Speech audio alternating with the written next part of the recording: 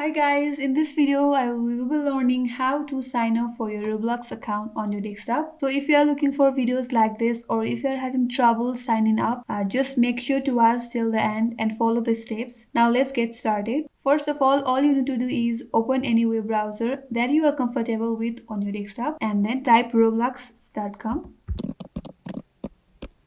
Now you will be directed to the sign up or login page of Roblox, and then you will be asked to provide your date of birth.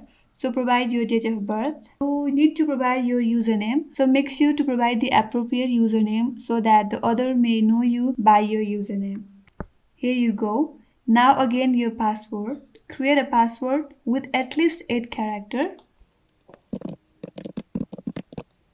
Now again, you will be asked to provide your gender. It's just an optional, but it's not mandatory. But just let me go ahead and click onto this option right here. After you're done with all of this, go ahead and sign up by clicking on the sign up button just below it.